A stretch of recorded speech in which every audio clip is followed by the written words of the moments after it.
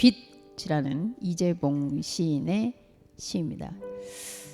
짧은 시이지만 빛이 무엇인가라는 것을 은유하는 그런 시인 것 같습니다. 우리 같이 한번 읽어보죠. 시작.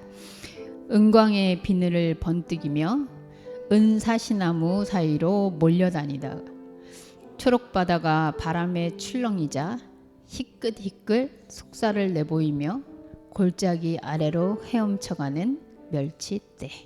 예. 어떻게 보면 멸치를 그 제목으로 내서야 되지 않나? 이런 생각이 드는데, 결국 빛이라는 것은 그 빛으로 인해서 빛 자체를 보게 하기보다는 무언가 있음을 알려주는 역할을 하는구나. 근데 이 빛이 그 존재 자체로 드러나면 눈부시고 보지 못하고 오히려 눈이 멀어버리는 그런 속성을 가졌다라는 생각을 하면서 누군가를 보이게 만드는 것이 바로 빛이구나라는 생각이 듭니다. 아마 우리가 일요일마다 듣는 이 말씀의 빛도 그런 것 같아요. 하나님을 보게 한다, 빛이신 하나님을 생각하게 한다, 이런 차원 이전에 우리 자신을 보게 하고 세상을 보게 하는 이치가 아닌가라는 생각을 하면서 우리 하나님의 말씀으로 사모하며 나아가 보도록 하죠. 같이 기도하겠습니다. 하나님, 세상에 있는 모든 것이 하나님의 세계를 알만한 것들이라 말씀하십니다. 세상에 살면서 세상을 알기에 급급하고 세상의 감정에 몰입되기에 일수인데, 이렇게 빛이신 그리스도, 빛이신 말씀의 존재가 있기에 우리의 세상을 더 바로 보게 하는 이 하나님의 진리의 세계에 조금 더 가까이, 그리고 눈뜨는 저희들이 되게 하여 주옵소서. 예수님의 이름으로 기도합니다. 아멘. 네, 오늘 말씀은 기적 시리즈 5번째입니다. 우리 첫 번째부터 기적에 대한 시리즈로 지금 하반기에 이야기를 하고 있는데요. 첫 번째, 두 번째 계속 출애굽 이야기 해서 지난주에 민수기 이야기로 갔다가, 오늘 사실은 이 말씀을 건너뛸까 하는 생각도 있었는데 하다 보니까 그래도 해야 되겠구나. 사실 지난주에 준비했다가 지난주에 노뱀으로 다시 돌아갔다가 그리고 다시 온 말씀이에요. 별로 그 이 말씀을 전하고 싶지 않은 그 거부감이 내 안에 있었다고 할까? 그런데 이것도 기적이지, 기적 중에 기적이지라는 생각에 여러분과 함께 나누기 원합니다. 여호수아서 10장 11절에서 15절 말씀이고요. 우리가 너무나도 잘 아는 태양이 멈춘 사건.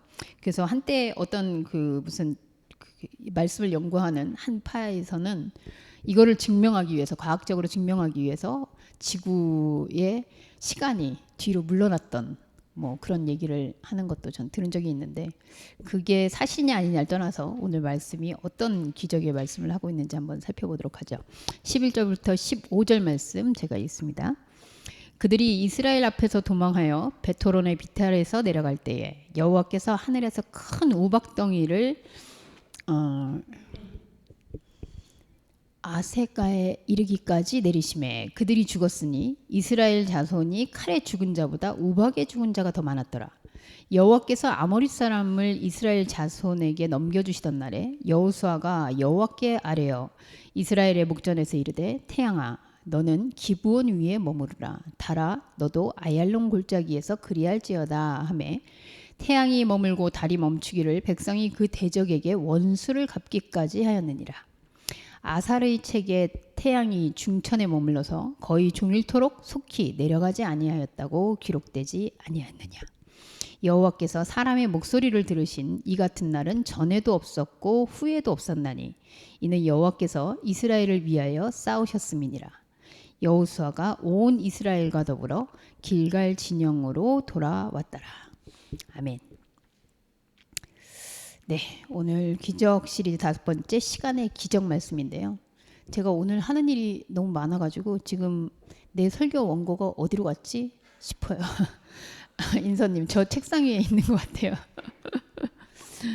오늘 한 사람이 안 와서 이 일 저 일을 다 만능으로 하다 보니 원고가 있긴 있네요. 다행입니다.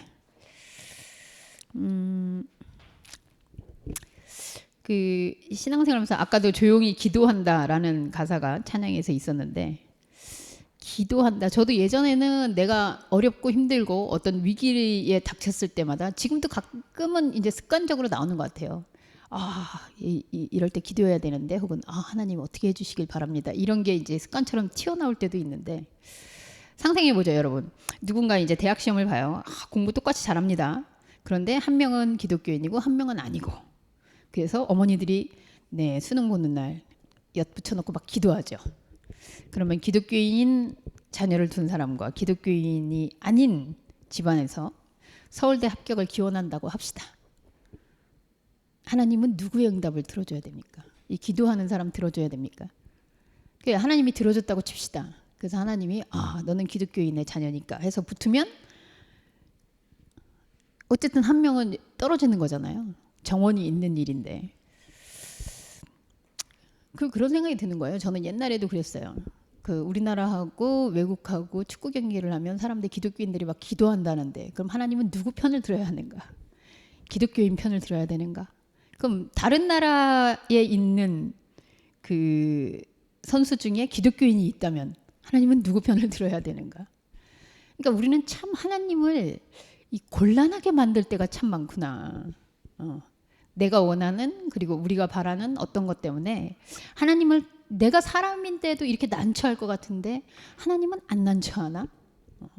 그래서 우리의 신앙이라는 게 결국 하나님의 뜻이 무엇이고, 하나님은 어떤 분이고, 하나님은 이런 속성을 가졌구나를 알아보기보다는 내가 원하는 것을 하나님이 들어줘야 하나님인 게 증명된다고 생각하니까 끝없이 하나님을 요구하고, 이 현상의 세계 속에서 하나님이 어떤 일들을 해내는가를 계속 경주시킨다라는 생각이 좀 들어요. 그래서 그런 거를 급급해서 쫓아다니는 하나님이 과연 하나님이 맞나? 이런 생각도 드는 거죠. 오늘 왜 이런 말씀을 하느냐? 참 이 여호수아서를 사실 저는 뭐 그렇게 그닥 성경 전체 중에서도 여호수아서 이래가지고 이렇게 감흥이 그렇게 많지는 않은데, 역시나 내가 왜 그랬던가를 좀 알게 되는 말씀이기도 했던 것 같아요. 오늘 본문의 배경은 지금 보면은 그 여호수아와 이스라엘이 기브온이라는 민족하고 동맹을 하고, 그리고 기브온이 위기에 처하자 그를 도와주는 그런, 어떻게 보면 굉장히 훈훈한 것 같은 그런 그림이 그려져요. 근데 사실은 이제 요 바로 직전에 모세는 결국 가나안을 목전에 두고 죽습니다. 그리고 재밌는 표현, 재밌다 그러면 좀 그렇지만, 모세가 죽었고 모세가 죽은 다음에 그 시체를 어디 있는지 못 찾는다라는 그런 말과 함께 모세는 역사의 무대에서 사라지게 돼요. 그런 이후에 아이성을 점령하고요, 여호수아가 진두지휘하면서. 그리고 아이성 점령 후에 이제 가나안의 입성이라고 해야 되겠죠. 그래서 이제 하나하나 물리치면서 결국 가나안이라는 땅에서 이제 분배를 앞두고 있는데, 그때에 기브온이라는 거민들, 그 전략이기보다는 하나님이 결국은 가나안에 들어가면서 모든 백성들을 전멸하라, 뭐 이런 명령을 했다라고 이제 생각하고 있는데, 기브온이라는 족속이 사실 바로 옆 동네에 있으면서 이제 멀리서 온 척을 하고 속이죠. 그래서 내가 너희들의 이런 것들을 들었다, 너는 정말 대단하다, 훌륭하다, 온갖 아부를 떠니까 이 이스라엘 민족과 특히 리더인 여호수아가 거기에 감명을 받고, 그래 우리가 너희는 화친하겠다, 이렇게 동맹을 맺습니다. 근데 사실은 알고 보니 바로 근처에 있던 족속이었어요. 그래서 이 이야기를 이 외부에 있는, 그 인근에 있는 주변 국가 5 왕이 듣고, 안 되겠다, 저 기브온이 우리를 배신하고 멀리서 왔던 그 이스라엘 족속한테 붙었으니 우리가 가만두면 안 되겠다. 그래서 이제 기브온을 치기로 하거든요. 그래서 기브온이 그럼 어떻게 할까요? 이스라엘 백성한테 우리 도와줘. 그래서 이제 이 이스라엘이 그 이야기를 듣고 그 5 왕들을 같이 동맹국을 위해서 물리치러 쫓아나가는 그 전쟁터의 이야기예요. 결국은 보면 이스라엘 때문이기보다는 이스라엘을 속임수로 화친을 한 기브온, 그런데 이런 생각을 하는 거죠. 아, 그래도 이스라엘은 그리고 여호수아는 약속을 한 것을 지키는 신의가 있는 사람이구나. 이제 이런 생각이 드는데 사실 주변에 있는 그 주변 국가들은 어쨌든 그렇게 위기감을 느끼고 이스라엘이 자기들을 치겠구나 하는 이런 상상 속에 연맹을 맺고 오히려 선제 공격을 하려고 하는 거거든요. 그것도 기브온을 이스라엘을 치려고 한 것도 아니고. 근데 그런 사건 가운데서 하나님의 개입이 있었다라고 기록에서는 보여지는 것 같아요. 과연 이거를 어떻게 생각해야 될까? 저는 이런 질문을 했어요. 여호와가 싸우신다? 하나님은 싸우는 하나님이다. 하나님은 그렇다면 왜 싸울까? 혜미님, 하나님은 왜 싸울까요? 하나님은 싸우시는 하나님 맞습니까? 싸우시는 하나님.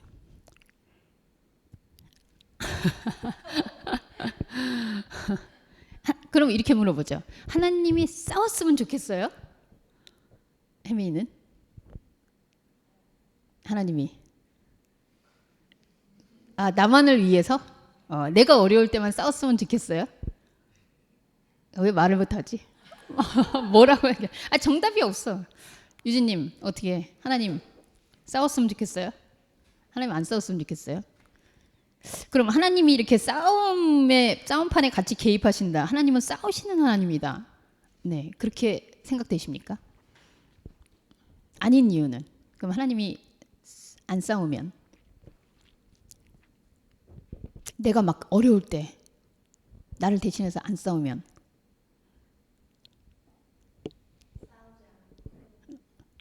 싸우지 않고 다 해결해 조용히. 해결하면 어쩔 수 없고. 네.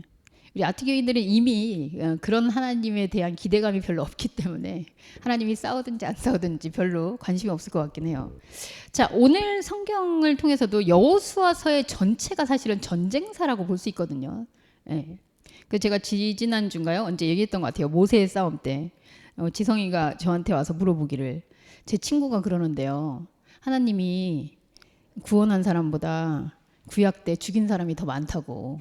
이게 하나님이 사랑의 하나님인 게 맞냐. 그렇게 자기한테 물어보는데 어떻게 대답을 해야겠냐고. 그렇게 질문했던 게 저는 늘 이 전쟁사를 볼 때마다 떠올라요. 그래, 그게 맞는 얘기인데. 그럼 일반인들이 볼 때 일반인 기독교에 대해서 잘 알지 못하는 사람들이 그리고 그냥 상식적으로 사는 사람들이 생각할 때에 진짜 하나님이 이렇게 전멸해서 죽인 사람이 그렇게 구원을 해가지고 살린 사람보다 더 많나? 그렇다면 하나님이 진짜 사랑의 하나님이 맞나? 당연히 질문이 떠오를 수 있을 것 같아요. 그것만 봐도 야, 그러면 안 되겠는데? 자, 그런 측면에서 우리가 이 싸우는 하나님에 대해서 도대체 어떻게 이해를 해야 할 것이냐. 의미심장하게도 오늘 본문에 보면 자, 11절 내용이에요. 11장에 그들이 이스라엘 앞에서 도망하여 그러니까 다섯 왕이 뭉쳐가지고 기브온을 치려다가 이스라엘이 같이 와가지고 도와준다라는 얘기를 듣고 도망가는 거죠. 그런데 여호와께서 하늘에서 큰 우박덩이를 아세가에 이르기까지 내리시면, 그러니까 우박을 내리니까 사실은 그때 이스라엘과 여호수아가 어쨌든 칼을 들고 그들을 치고 있었잖아요.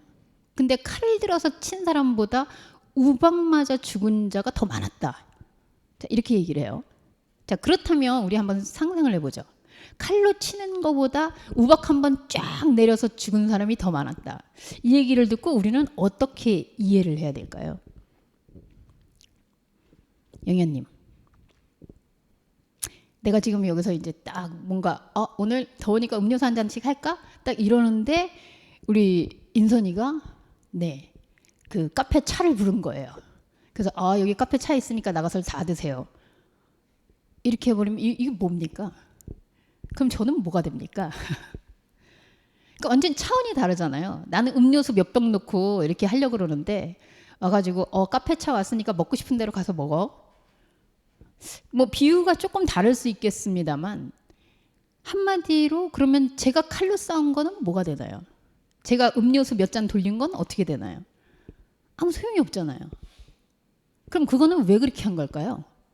하나님이 칼로 쳐서 지금 전쟁 막 하고 있는데 그 전쟁을 이기게 하시기보다 우박을 완전히 쏟아부어서 얘네들이 칼로 앵앵앵 이러고 있는 거를 아무것도 아닌 걸 만들었다라는 얘기가 우리가 언뜻 보기에는 하나님이 지금 같이 싸우면서 이스라엘을 손 안 대고도 이기게 하시는구나. 그렇다면 또 질문이 드는 거죠. 아니 그러면 칼로 안 쳐도 되지 않나? 굳이? 저는 그런 생각이 들었어요. 하나님의 전쟁은 아니 그러면 하나님이 칼을 든 자들한테 용맹스럽게 해서 정말 한 칼에 막 할 때 그렇게 다 죽일 수 있도록 그렇게 하셔도 되는데 이 전쟁은 칼로 싸우는 전쟁은 아무것도 아니라는 것을 알려주는 사실이 아닌가. 다시 말하면 하나님의 개입하는 전쟁은 칼로 싸우는 전쟁이 아니라는 거죠. 이 땅에서 치고받고 그렇게 찌르고 막 뺏고 하는 이런 전쟁이 아니라는 거죠. 여러분 요한계시록을 상상해 보세요. 요한계시록에도 보면 막 전쟁의 이야기가 나오거든요. 하늘에서 우박 떨어지고 지진 나고 난리를 치거든요. 이게 하나님의 말씀의 세계가 우리를 요동하게 할 때 나타나는 현상이라고 비유를 할 때 지금 여기서 여호수아와 이스라엘 백성이 칼로 치는 싸움들을 현상에서 지금 벌이고 있는데 하나님이 하늘에서 그냥 쏟아져 내리는 무엇으로 인해서 이 전쟁이 그 전에 그렇게 싸우고 있는 게 아무것도 아니구나 라고 느끼게 한다면 저는 거기서 우리가 생각해야 되는 거는 하나님이 개입하는 전쟁은 하나님이 싸운다라는 의미는 이렇게 칼을 들고 싸우는 총을 들고 싸우는 그런 전쟁이 아니겠구나 라는 상상을 할 수 있다는 거죠. 여러분 생각해 보세요. 당시에 지난주에도 우리 혜민이가 얘기했었는데 당시에 가나안 말고 빈 땅도 많지 않습니까? 인구수도 그렇게 많지 않던 때인데 그리고 이미 광야에는 40년씩이나 돌면서 땅이 확보돼 있었잖아요. 그래서 우리 지난주에 혜민이가 그렇게 얘기했던 것 같아요. 40년쯤 살았으면 거기가 내 땅이거니 이렇게 살았을 거라고. 그런데 이스라엘은 내 땅이거니 할 수 있는 차라리 거기에서 열심히 농사를 지어보고 어떻게든지 그래 보고 뭔가를 시도하는 게 아니라 자기들이 보기에 보암직하고 먹음직하고 거기 들어가면 남들이 다 읽어놓고 남들이 사니까 저 땅에서 우리가 살면 좋겠는데 라는 마음을 먹고 지금 비어있는 땅으로 인도하신 하나님의 인도하심을 등지고 다른 나라를 뺏으러 지금 들어가고 있는 거거든요. 그리고 애초부터 하나님의 목적지가 마치 그 땅이었던 것처럼. 그래서 당연히 하나님의 말씀에 순종해서 우리는 전쟁을 일으키고 하나님은 그 전쟁을 일으킨 백성들의 뒤치다꺼리를 하면서 그러면서 지금 하나님이 쫓아오고 있는 형세거든요. 그들이 전쟁을 일으키면서 가는 곳에. 왜 제가 자존심 상하게 하나님이 쫓아오는 형세라고 얘기를 했느냐.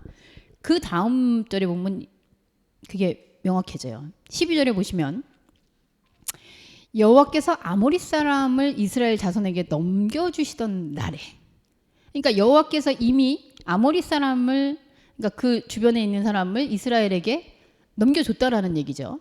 확보됐어요. 그런데 여호수아가 그때 여호와가 여호수아에게가 아니라 여호수아가 여호와께 아뢰요.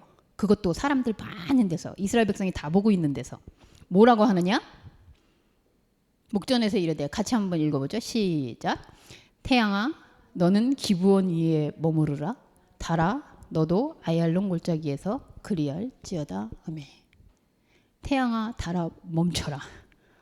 이렇게 외치는 거예요.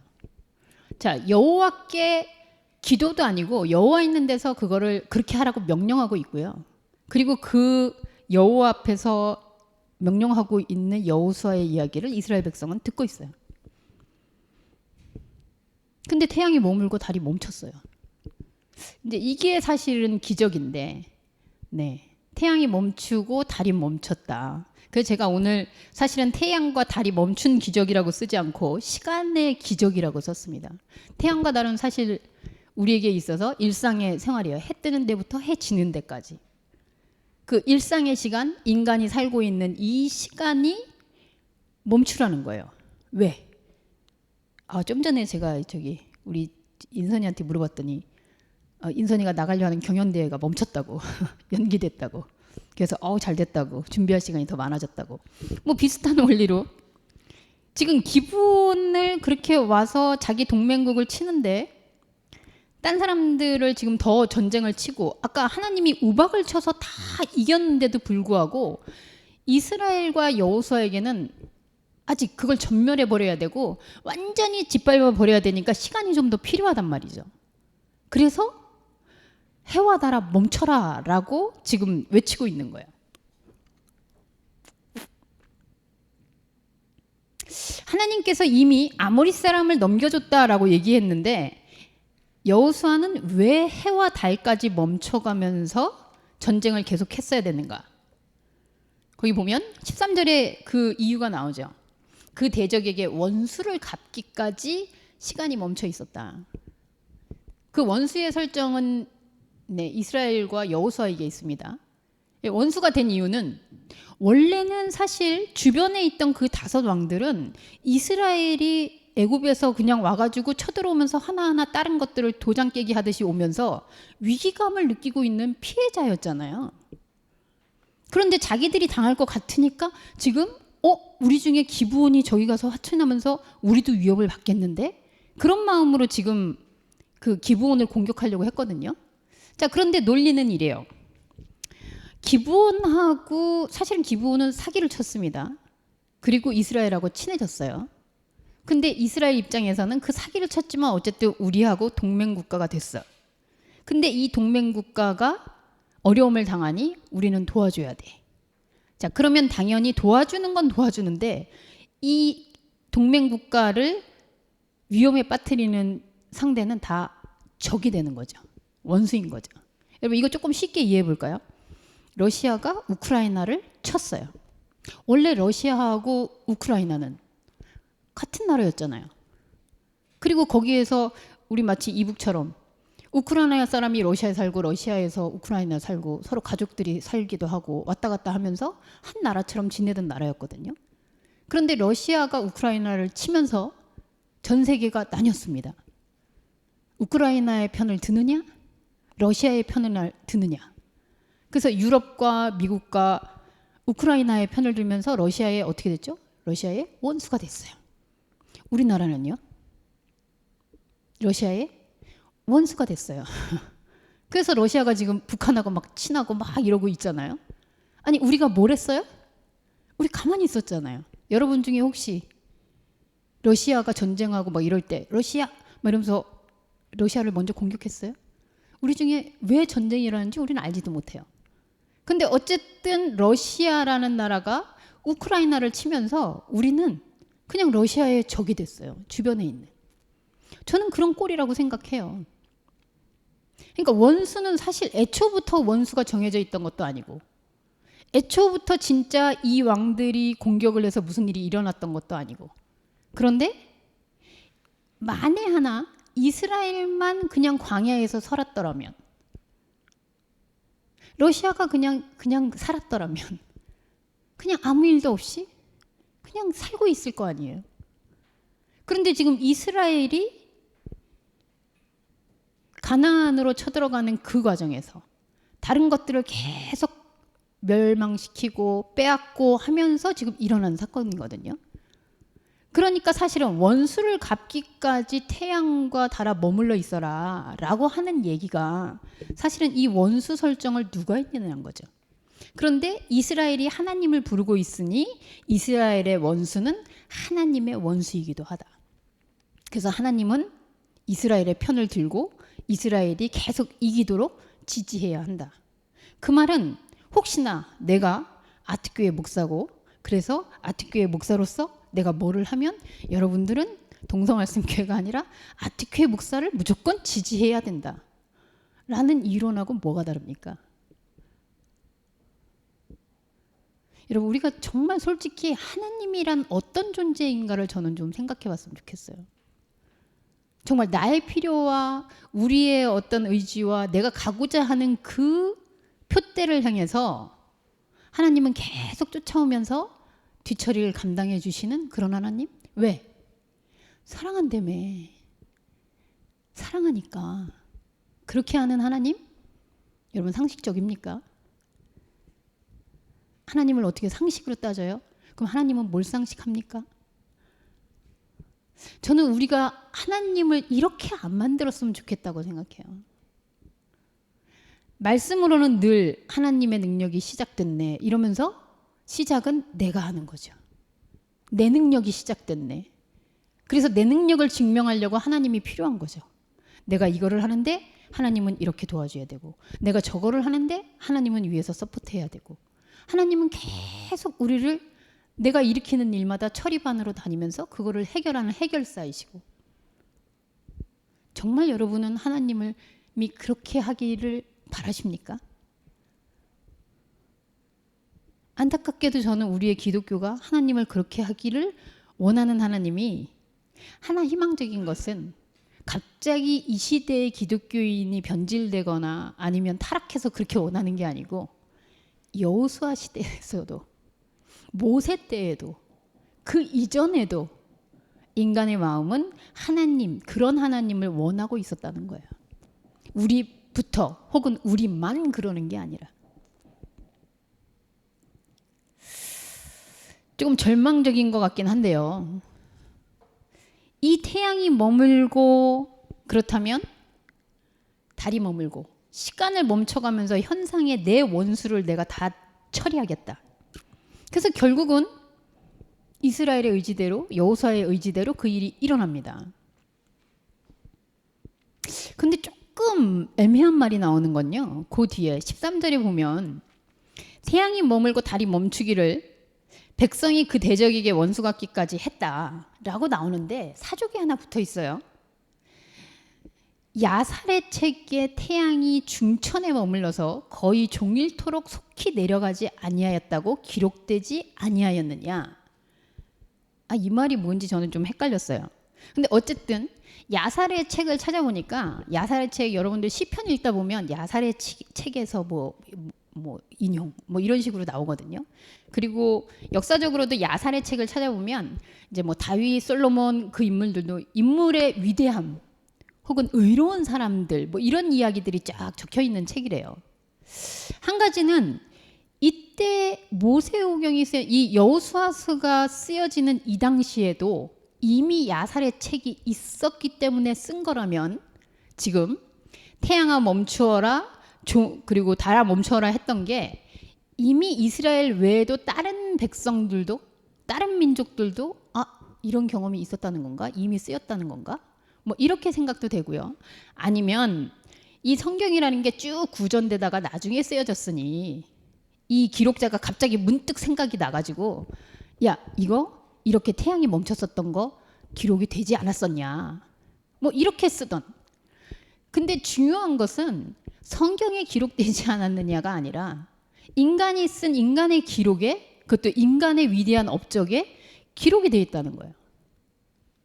한마디로 태양이 멈추고 달이 멈췄다라는 이 사건의 기록이 하나님의 세계가 아닌 인간의 의로움, 인간의 위대함, 인간의 위인전, 그 쓰이는 기록 중에 쓰여 있다는 거죠. 그 말은 제가 볼 땐 하나님의 업적이냐 사람의 업적이냐 라는 질문을 하게 한다는 거예요. 무슨 얘기냐? 조금 더 이야기를 해본다면요, 저는 결국 이 싸움을 걸고 이 싸움을 일으킨 자, 처음에 질문했습니다. 하나님이 싸우신다? 하나님은 싸우는 하나님이신가? 제 결론은 여호수아가 싸운다. 하나님은 사실 그 싸움을 필요도 못 느끼고요. 그냥 우박 한 번 내리면 다 끝날 수 있는 일이고요. 그렇다면 끊임없이 이스라엘이 지금 벌이고 있는 싸움, 끝났다고 해놓고 또 싸움, 이겼다고 해놓고 다음에 또 싸움, 또 쳐들어오고 끝나지 않는 이 싸움, 오늘의 지금 본문에서 나오는 이 싸움도 여호수아가 싸운다. 여호수아가 싸움을 일으킨다. 근데 여러분, 아이러니한 건요, 여호와와 여호수아 숫자 하나 차이죠. 사실 의미로는 여호와예요.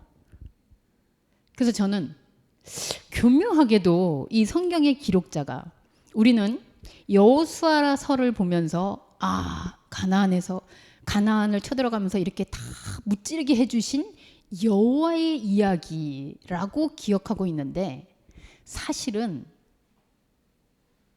여호와가 그렇게 하셨다라고 믿게 하는 여호수아의 이야기가 아닌가라는 의심을 해보는 거죠. 결국 여호와의 싸움이냐 여호수아의 싸움이냐라는 생각을 하면서, 누가 지금 싸움을 일으키고 싸움을 벌이고 원수를 만들고 거기에서 시간을 멈추게 하고.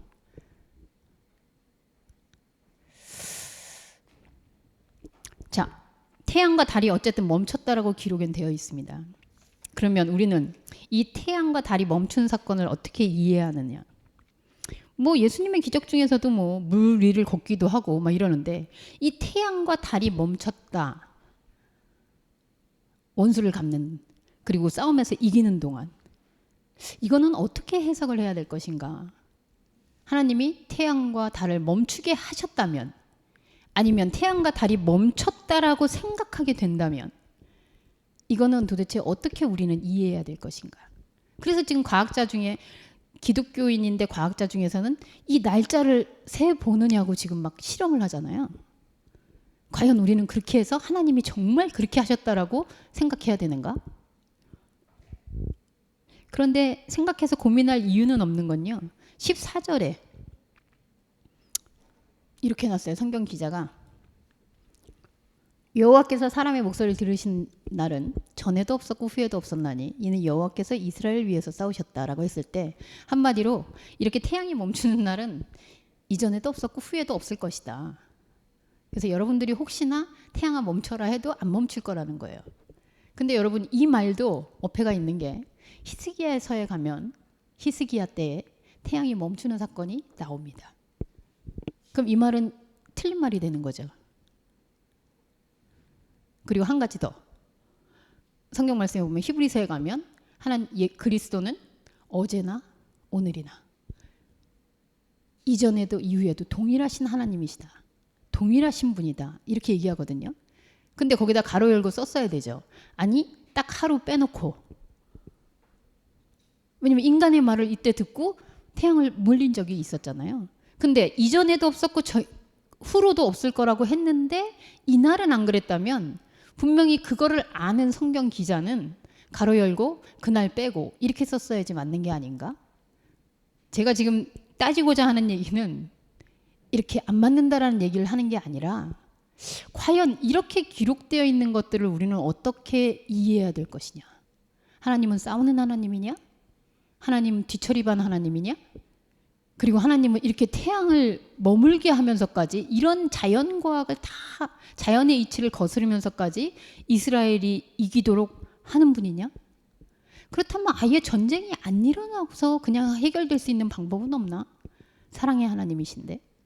이 앞뒤가 안 맞는 이 모순의 세계로 기록된 성경 가운데서 우리는 어떤 하나님을 이해해야 되는 거죠? 여러분은 과연 어떤 하나님을 이해하십니까? 이렇게 뒤죽박죽. 저는 이렇게 생각을 해요. 태양과 달이 멈췄다라는 건 시간이 멈췄다라는 겁니다. 여러분, 시간이 멈췄어요. 어떤 시간? 영적 의미에서 우리는 지금 영적인 세계의 기록을 가지고 있는 이 성경의 말씀을 읽으면서 이런 사건이 나왔어요. 과연 그렇다면 태양과 달이 멈춘 사건을 우리는 어떻게 생각해야 될까요? 혹시 우리 영현님 살아오면서 이 시간만큼 정말 지우고 싶어, 이런 순간이 있습니까? 별로 산지가 그렇게 오래 안 돼서. 혹시 유진, 살아오면서 그때 그 시간은 없었으면 좋겠어. 없어요.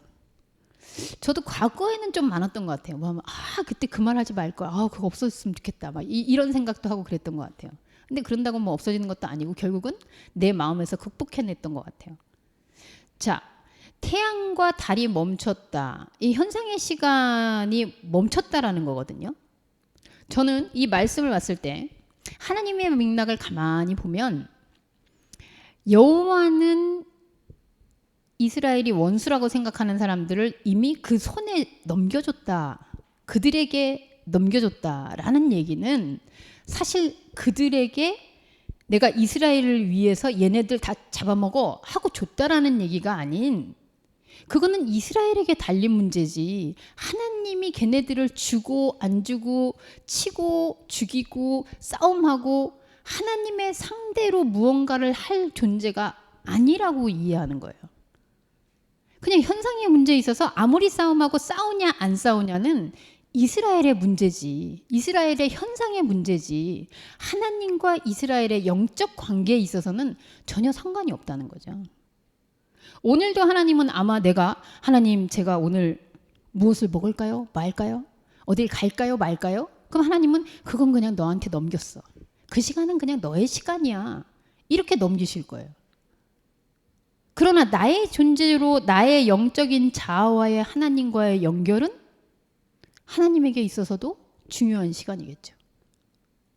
영적으로 하나님을 알아가고 하나님을 인식하고 하나님의 말씀을 통해서 내 존재가 하나님을 찾고 있는 이 시간은 하나님에게도 동일하게 필요한 시간이겠죠. 그리고 그 시간은 언제나 이후로도 이전에도 지금도 동일한 시간이겠죠. 그렇다면 태양아 머물러라, 이 시간아 머물러라 하면서 원수를 갖고 있는 그 시간은 하나님의 시간하고 관계가 있을까요? 저는 이 태양이 멈추고 달이 멈춘 이 시간은 전적으로 여호수아와 이스라엘 사람들의 시간이라는 거예요. 그럼 그 시간에 무엇이 멈췄을까요? 그거를 하나님이 우리와 함께 싸운다, 혹은 하나님이 나를 대신해서 싸운다라고 믿고 있는 한 하나님은 거기에 없는 시간이겠죠. 하나님과 이스라엘이 단절된 시간이겠죠. 내 원수를 갖고 있는, 그래서 시간까지 멈춰가면서 하나님하고 연결됐냐 안 연결됐냐를 따지지 않고 내가 지금 현상의 이 문제를 악착같이 해결하고 있는 이 시간은 하나님이 보이지 않는 시간이겠죠. 영적인 시계가 멈춰있는 시간이겠죠. 저는 그것이 해와 달이 멈춘 시간, 내 거에 몰입되어 있는 시간, 하나님과 단절되어 있는 이스라엘의 시간, 여호와의 시간이 아닌 여호수아의 시간이라고 생각해요. 우리에게도 그런 시간은 충분히 있을 수 있고요.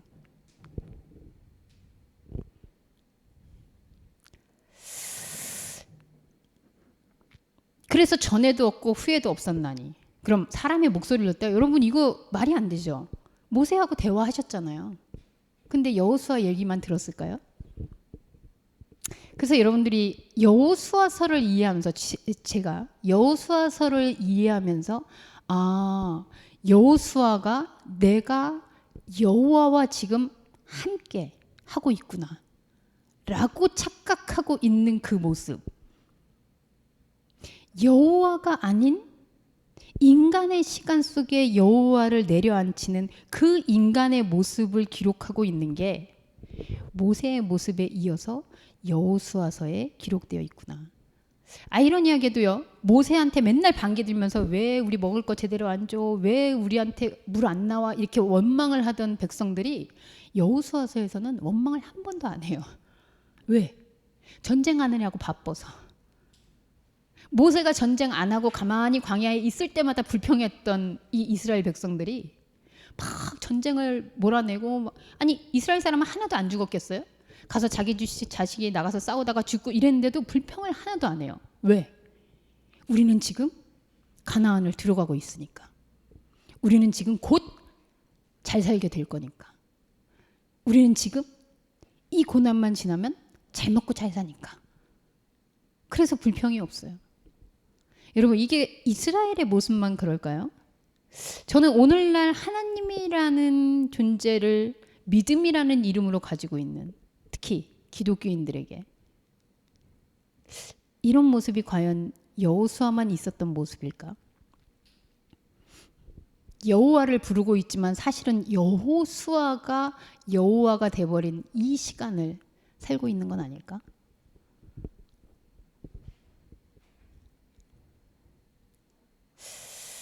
정리를 해보죠.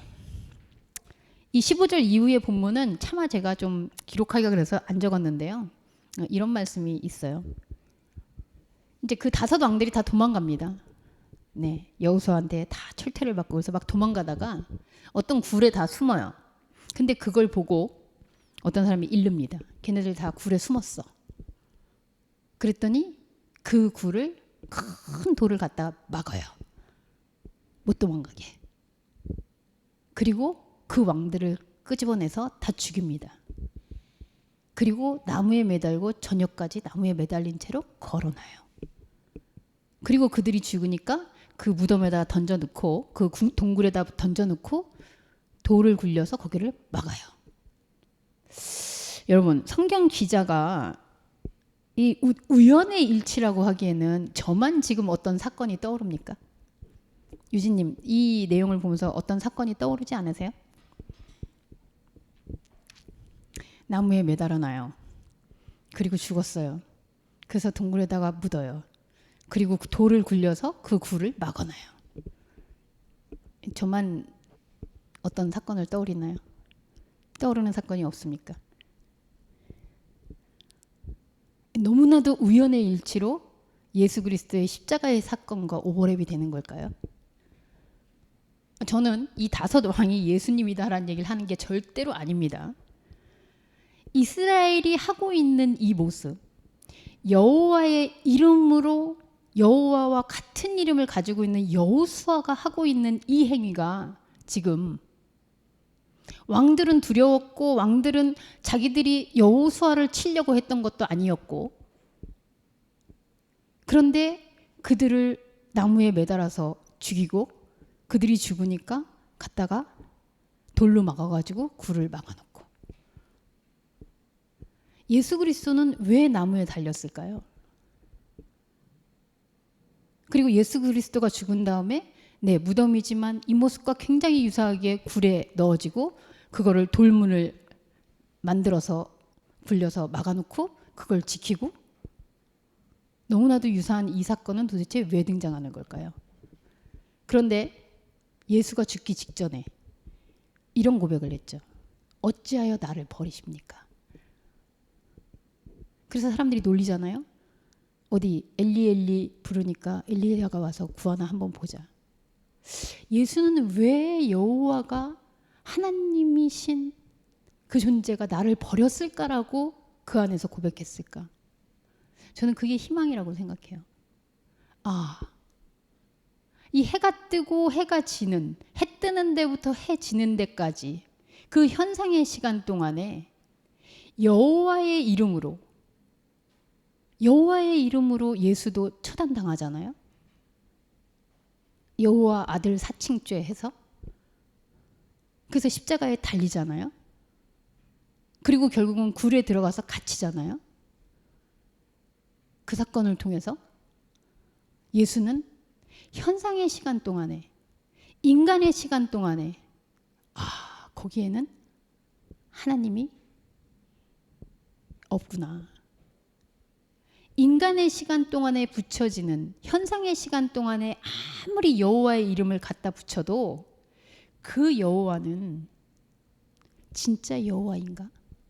거기에는 인간 예수를 구원할 수는 있을지 모르겠지만 하나님이신 자신은 이 시간하고는 전혀 상관이 없구나. 해와 달이 멈춘 시간인 것 같아요. 그래서 그 해와 달이 멈춰지는 것을 인식하는 그 시간이 역설적으로 예수에게는 부활의 시간이 되죠. 하나님이 이 전쟁, 우리가 치고받고 칼로 싸우는 이 전쟁, 그리고 내가 늘 이겨야만 한다고, 내가 늘 쳐들어가야 한다고 생각하는 이 시간 동안에 내가 원수를 갖고 이 세상에서 몰두해가지고 뭔가를 하는 시간엔 하나님이 나와 함께하지 않는구나. 영의 시간은 멈춰 있구나. 그것을 인식하는 시간이 부활의 시간이 되는 거죠. 하나님은 거기 계시지 않아야 되는 거죠.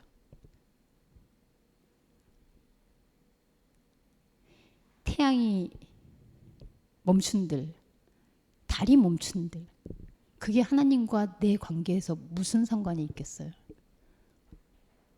여호와의 이름으로 이 땅에 얻어야 할 것들을 쫓아다니는 그 시간 동안, 그것은 여호와가 아니라 여호수아의 시간이에요.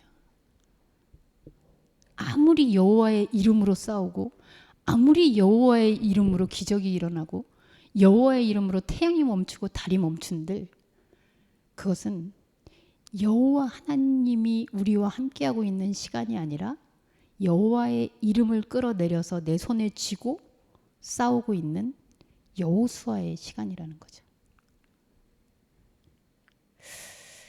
나의 시간은 어디에 흐르고 있는지, 나의 시간을 위해서 해와 달이 멈추기를 기대하고 있는 이 여호수아의 마음이 오늘 하나님으로 하여금 나의 것들을 이루게 하는 도구로 쓰게 하는 그 종교심의 끝자락이 아닌가, 그런 생각을 하게 됩니다. 기도하겠습니다. 하나님, 여호수아 본받아 앞으로 가자는 찬양을 하곤 하는데 우리가 정말 본받을 것이 무엇이 있는 걸까요? 태양을 멈추라고 하면 멈춰지고, 달이 멈추라면 멈춰지고, 도깨비 망망이처럼 내가 원하는 것들이 있을 때 이래라 저래라 하면 하나님이 들으시는 그런 하나님을 우리는 정말 쫓고 있는 걸까요?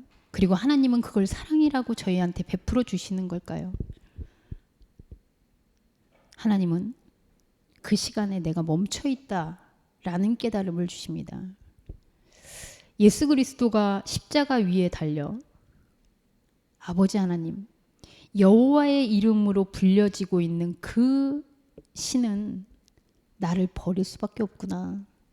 그리고 나와 단절되어야 되는구나.